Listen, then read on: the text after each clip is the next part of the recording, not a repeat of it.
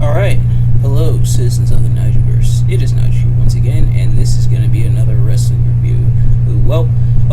It's time to cash in your hips, raise the stakes, and insert one other gambling reference here. It's time for AEW's Double or Nothing, which took place tonight in this Las Vegas suburb of Paradise, Nevada, but they called it Vegas throughout the show.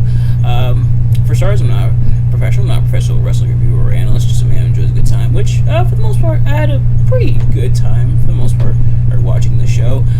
This, of course, took place at the same exact time as NXT Battleground. So these two shows took place literally at the same time, same starting time, and everything. And I mentioned this in my prediction video over on System Shock Radio, which if you haven't already, go check out episode 105. It's the first time since 1989 that two events and two promotions did major events head-to-head at the same time. And the last time, according to the wiki here, was WrestleMania 5 and WCW's Clash of the Champions 6. And Shawn Michaels said this wasn't on purpose. The reason he gave is that normally at least according to him, so this is his words, so take them with a grain of salt. According to him, a lot of WWE shows do better around the weekend of a holiday. Of course, this is Memorial Day weekend, Memorial Day being technically today because it is about midnight as I'm recording this. So having it the weekend of a holiday apparently allows us to perform better. Whether you believe that or not is up to you, but nevertheless, we have that here. So what I decided to do, I decided to watch Double or Nothing tonight, and then I'm gonna go back and watch NXT Battlegrounds technically today, because after midnight, but and then the review will be out on tomorrow/Tuesday. And also on Wednesday will be the crime analysis, and I decided I'm going to go with Jared Fogle. So Wednesday will be the Jared Fogle crime analysis. And I did want to do one more video game for Awful Month, but because I don't think I'm going to be able to have it done in time, it'll be postponed until sometime down the line. I definitely want to review, especially because I've come too far to turn back in this game, but I'll tell more about it when we actually get to that review. But as for the show itself, let's get right into it. So the only match that I didn't see was the Hardys and Hook battling Ethan Page and the Guns, and as that was on the pre-show, aka the buy-in, and the Hardys and Hook picked up the win, which I predicted they would. And it says they won by submission, which is I'm guessing Hook probably locked in the Red Room. The stipulation, as it's listed here, is that since the Hardys and Hook won, Matt Hardy took ownership of Ethan Page's contract. So I guess that means Ethan Page is either now a part of the Hardy family. I'm guessing I forget the exact name that is called, or Ethan Page is just done. The firm is done and everything. But nonetheless, getting into the show proper, we actually kicked off with the Blackjack Battle Royal for the AEW International Championship, as Orange Cassidy took on 20 other people who you knew he wasn't going to lose to. But this match was pretty fun for the most part. A lot of spots and everything in there, some interesting stuff, including the Luchadors, which was Penta, Rey Fénix, Bandito, and Commander, are all teaming up, helping each other out. And then we also get some interactions with some rivals and some former friends turned rivals, such as Keith Lee and Swerve Strickland, which Swerve Strickland and Orange Cassidy made it down to the final two. Seeing perhaps the story continuing with the best friends potential dissension, as Orange Cassidy kind of inadvertently eliminated Chuck Taylor, whereas Orange Cassidy was ducking as Big Bill was taking out Chuck Taylor, or actually I think it was Swerve that took it. No, it was Lee Moriarty, or was it? Yeah, I forget, but somebody took out Chuck Taylor, and then Trent taking the bullet from Big Bill in order to save Orange Cassidy. So kind of furthering that story. a potential dissension between best friends, which would suck if they broke up honestly. But nevertheless, Orange Cassidy and Swerve Strickland making it to the final two, and that's really where things get really fun. Some exciting stuff between the final two, including them being out on the outside on the apron, potentially being eliminated. Orange Cassidy ultimately eliminating Swerve, and kind of, no pun intended, swerving us all. You think he's gonna go for an orange punch, but instead he lazily kicks Swerve's hand and on the apron, which I'm surprised. I haven't seen a lot more in Battle Royal type matches, but Orange Cassidy, he retains here, proving to still be the workhorse and everything, with the International Championship. I don't think he's dropping it for a little while, but if he also took time off, I wouldn't blame him. Or he's definitely put in the work. Again, definitely getting a major push, which is really, really cool to see. But next up was the unsanctioned match between Adam Cole and Chris Jericho. And Sabu was the special guest enforcer, and he only was there for a portion of the match, like the opening of the match, and he's gone for the rest of the match. It starts off with kind of a brawl between the members of the Jericho Appreciation Society and Roddy Strong, and they're taking out I think Sabu even goes for a table, but they're all led to the back, and then it's Adam Cole and Chris Jericho proper.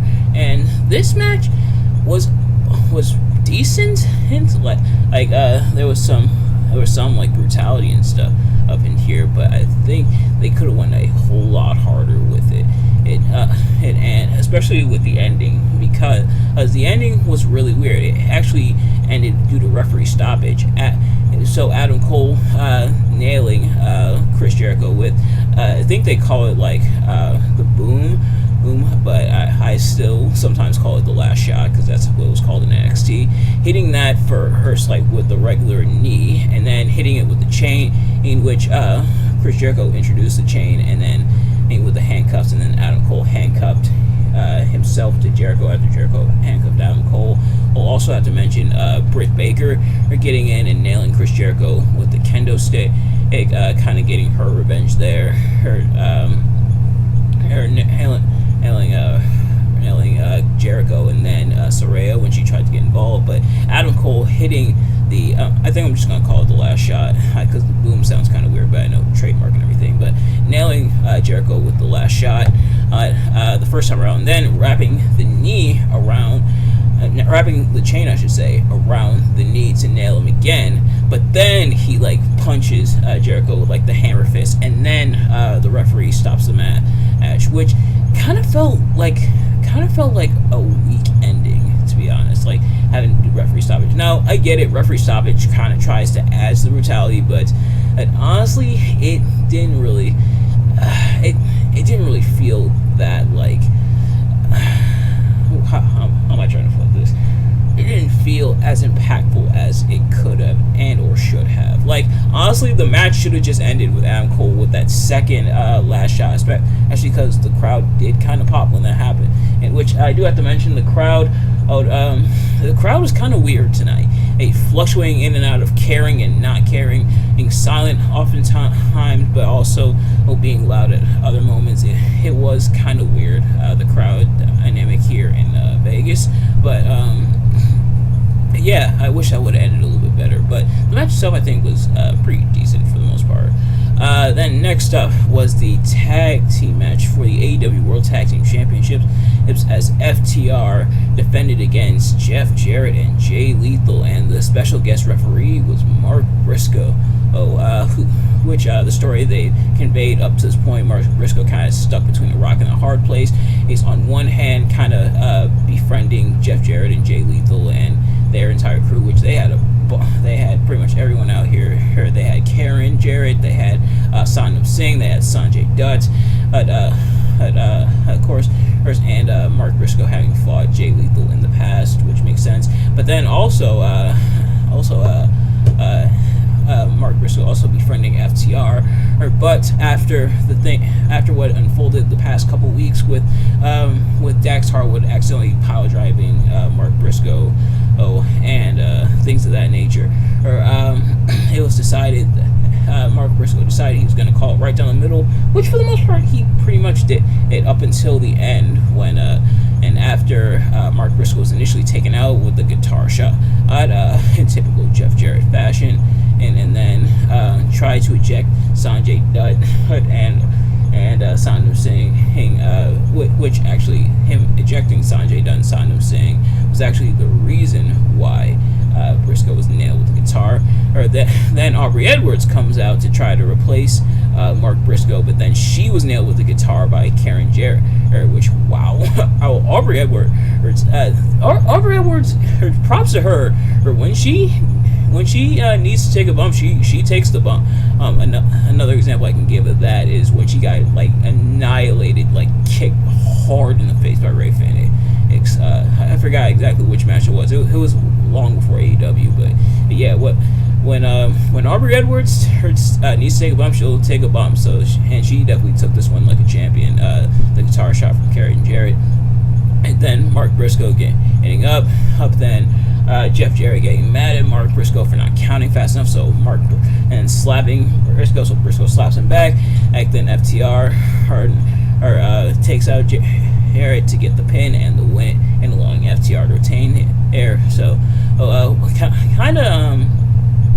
kind of saw it coming, of course, with FTR retaining, but it was an interesting dynamic having Mark Briscoe there to see how he acted, and seeing that he was acting pretty impartial was pretty good. And that's normally how they do with like the special guest referee matches, is where they act impartial. They do call it down the middle until they're driven over the edge by one person, or one party I should say, going too far and forcing them to have to retaliate. And that's what we saw here. So there was that. Then next up was the ladder match. Or actually, I gotta talk about how I like the match between FTR, Jerry, and Lethal.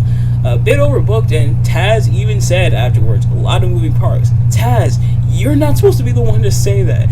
And you know it was a lot of moving parts when even the commentary has to call all of them out on it. But a lot of moving parts, but I think it was serviceable. It told the story and everything. And then, of course, FTR embracing with Mark Briscoe at the end. But then, and was the ladder match for the AEW TNT Championship, as Wardlow battled against Christian Cage.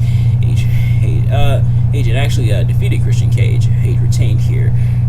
Also, a lot of stuff happening. Luchasaurus and Arn Anderson getting involved, including Arn Anderson. And I don't know if he actually did bite down that hard on Luchasaurus' thumb, or if it was supposed to be the bite and then like a blood pack or something like that.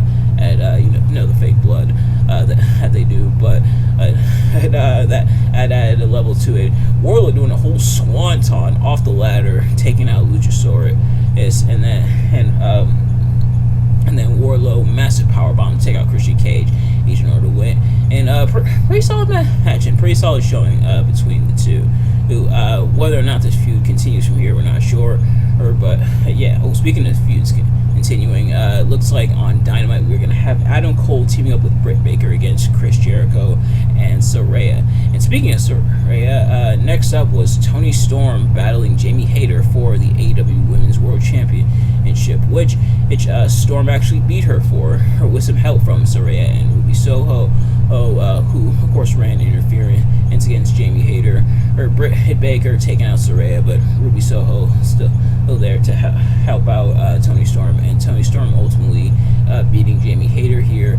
And I imagine this is to write off Jamie Hayter, as she is injured right now. So taking the women's championship and putting it on Toni Storm, which they brought up on commentary how Jamie Hayter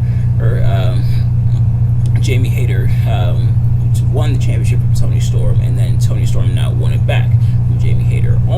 I think over a year ago, which is crazy how it's been a year already that Jamie Hayter has been AEW World Champion. This is like the shortest like official marketed on the card match of the night at 3 minutes, and it's and you'll find out why. And as it's pretty much like Saraya and Ruby Soho beating down Hayter, and then Storm using get the win over Jamie Hayter. And I imagine that's probably to protect Hayter, or as she's going to be out. But yeah, but otherwise it's kind of okay match. Then next up, the House of Black had the open house rules match for 6-man tag, I should say, or trios match for the AEW World Trios Championships as they took on the Acclaimed. A couple things to know. For starters, I did not know this apparently wasn't supposed to be. Like I mentioned that the Acclaimed were going to take on the House of Black because that's what it said on the wiki, but I accidentally spoiled it, I guess, because they're treating it like it's an open challenge. Although the Acclaimed won that Battle Royal a little while back to earn an opportunity down the line. So, if anything, this is them getting their opportunity that they won. So why not just market it as that in the first place? Like the Acclaimed won the match. Okay, because you won the match, now you face the House of Black at Double or Nothing. But instead, it's treated like an open challenge, and the Acclaimed accepting the open challenge and cashing in the opportunity. So, whatever, I guess. But also, that rap, Max Caster,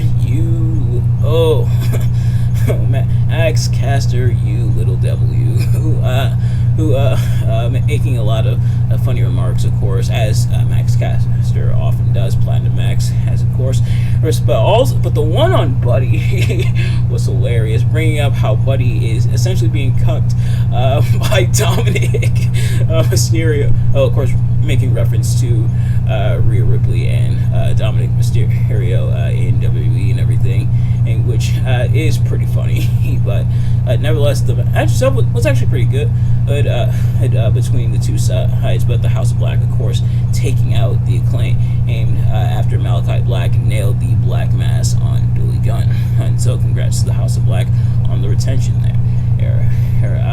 And I imagine the House of Black might hold on to the trios titles for a while, honestly. But then next up was the AEW TBS Championship match as Jade Cargill defended against Ty Valkyrie and actually defeated her. Not gonna lie, this caught me off guard. I did not expect Cargill to defeat Valkyrie here, but she did.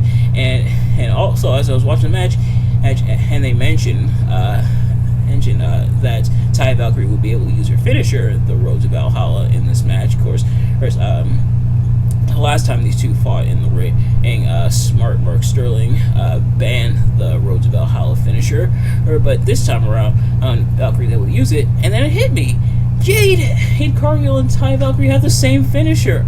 It's just two different names. Jade's is called Jaded, and then Ty Valkyrie's is called the Road to Valhalla. And they're both look pretty much like the I don't know the exact name of it. I think it's supposed to be. No, I don't know the exact name of it, but pretty much like the Glam Slam that Beth Phoenix used to do. But pretty much here but yeah, so Jade Cargill actually surprising me by picking up the victory over Ty Valkyrie, and this was actually a pretty decent match. But then Smart Mark Sterling made the open challenge, saying Jade Cargill will take on anyone, anywhere. Here, of course, Jade at 60-0, and then Chris Statlander showed up. I was surprised by Valkyrie losing until Chris Statlander showed up, and I think it was Ryan Zane at Wrestle with Regret who mentioned it, how they're pretty much keeping the TBS Championship warm for Chris Statlander, who kept getting injured and everything. And sure enough, Statlander defeated Jade Cargill in about 48 seconds to win the TBS Championship. So congrats to Chris Statlander on winning the championship here and coming back with the return here at Double or Nothing. And then we get into our double main event, and as the first of these two matches is the AEW World Championship match, which was a choice, having the World Championship match not be the main event, and although I guess it makes sense in hindsight, and I'll explain why in a second. But MJF battled the four pillars collide essentially. MJF battling Sammy Guevara, Darby Allin, and Jungle Boy Jack Perry, and actually defeating them, which was there any doubt? First things first, before I continue, congratulations to Sammy Guevara and Ty Mello, who are about to have a baby. So congrats to those two. They did it on the signs and everything. In which, of course, in character, Sammy Guevara used to have like the signs he would come to the ring with. But yeah, so congrats to them. And this match was also really, really good. Like, and you knew it was going to be a good match going in. The build, say what you want about the build and how weak it kind of was, but the match itself was really, really good. Which I knew it would be. He, like I said, big fan of all four guys' body of work, and they definitely gave you just about everything. Very few respites, and one thing I liked about this match compared to like a lot of other multi-man matches is that there wasn't really too many moments where it was just one-on-one with other people on the outside. They did have a couple moments like that, but otherwise almost everyone was active at all times, actually doing stuff. A lot of multi-man spots, which I love oh so much.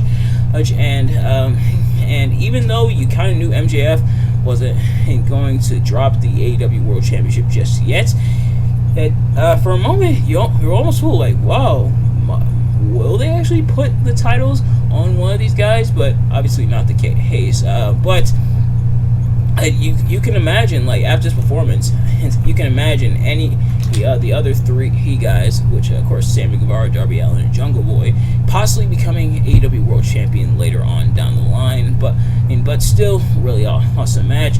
And the ending, some very nice ending. Jungle Boy having the AEW World Championship in hand, introduced by MJF, who was about to nail either him or Darby with the title. Jungle Boy holding the title in hand, thinking about hitting Darby Allin with it, but deciding not to, and it ultimately kind of cost him. And of course, kind of a callback to what Jungle Boy did at Revolution, which I reviewed. So if you're not ready, go check out that review, where Jungle Boy was thinking about the concerto, but and ultimately pulled the trigger on it after a little while of not being able to do it, not being in Jungle Boy's nature, and to see it kind of come back to haunt him a little bit.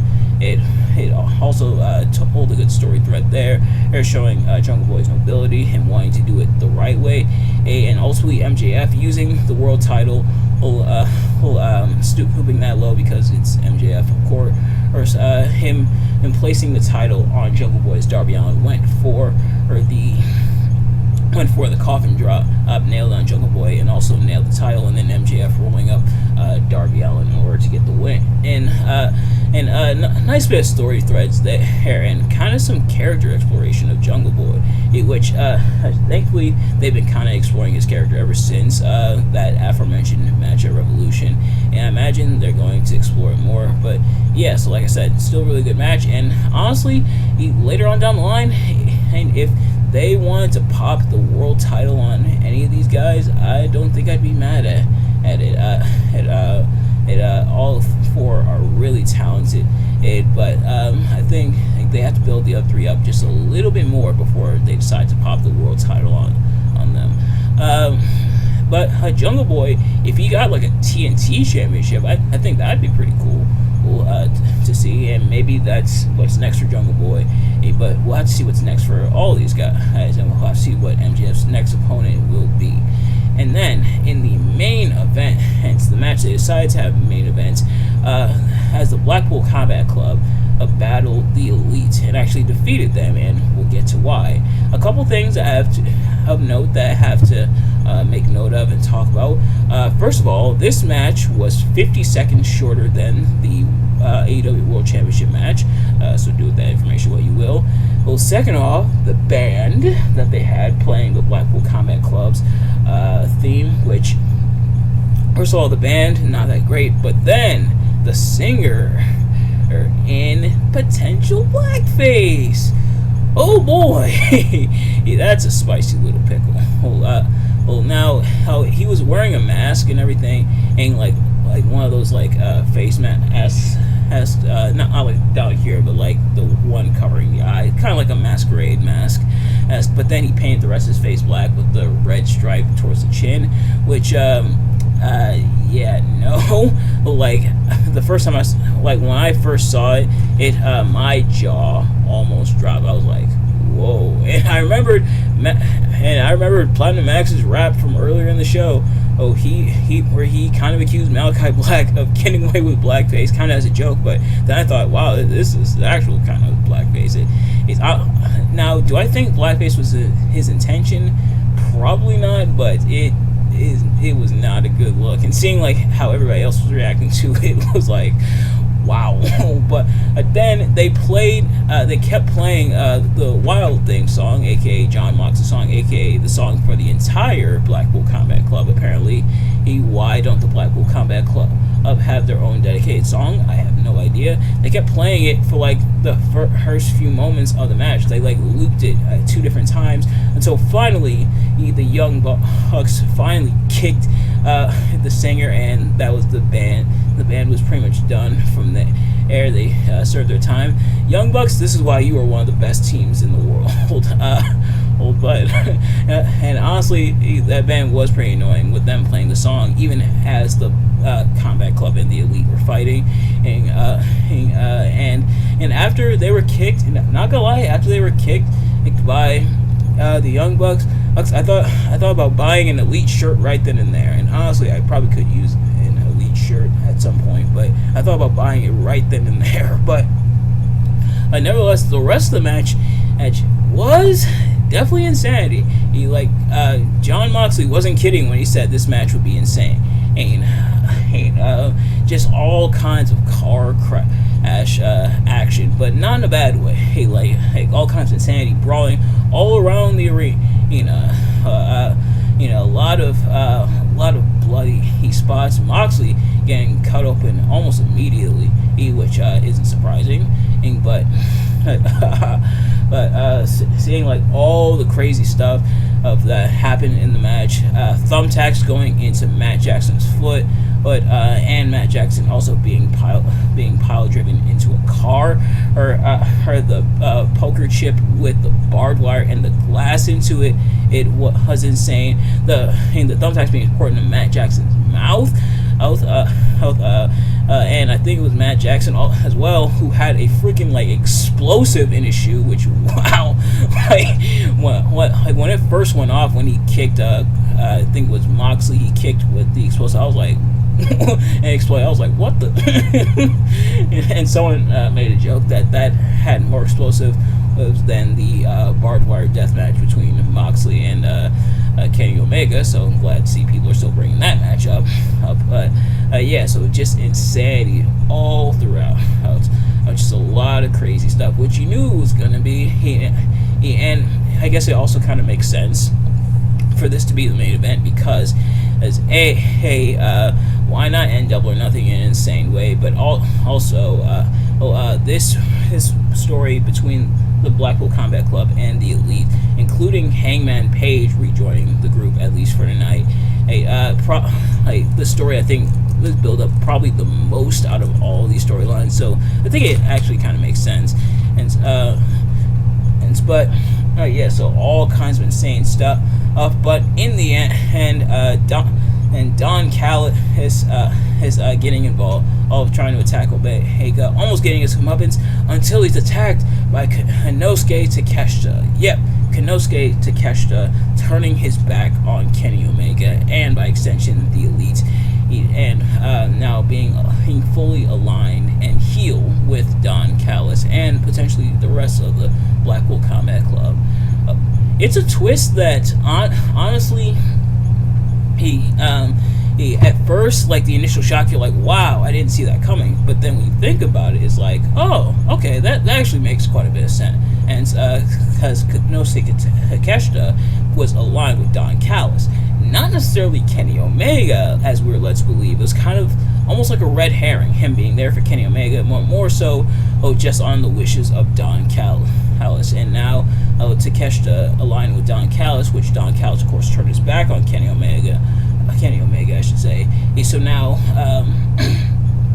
So now Takeshita and Omega are now feuding as well. Also, Takeshita involved in this as well, getting involved in this now on the side of the Blackpool Combat Club, which is weird considering the Combat Club attacked him too. But nevertheless, has Takeshita aligning himself with Callis, who may or may not be aligned with the Blackpool Combat Club. Where will this lead? Obviously, the story is far from over now. I think it was this one where I said the feud should end here, but now that this extra wrinkle is there, I guess not. I guess they're going to keep this going for a little bit. Someone, I forget who, it might have been a couple people, alluded to potentially CM Punk coming in to even the odds and leading to a blood and guts match between the two sides. But yeah, things are far from over. But ladies and gentlemen, that is the show, and what a crazy show it was. We saw some really good stuff, some not as great stuff, but and my prediction was right. This ended before Battleground. And in fact, I think I knew Battleground was over, because I checked Instagram and saw the results of the NXT title match, which I won't spoil just yet, but I sadly spoiled it for myself. And that I checked, and that I saw the results during the World Championship match, so I knew that match, that pay-per-view, I should say, was going to be over before Double or Nothing. But so that is going to do it for this review. If I had to pick a best and worst match, or I guess strongest and least strong match, or my favorite least favorite match, however you want to slice it, for my favorite match, or what I consider the best match of the night, honestly, it's kind of a toss-up between the last two matches. The last two matches are really strong, kind of for different reasons. The four-way for the AEW World Championship, all four guys getting time to shine, and a lot of really cool stuff. And then the main event, the insanity and the twist ending.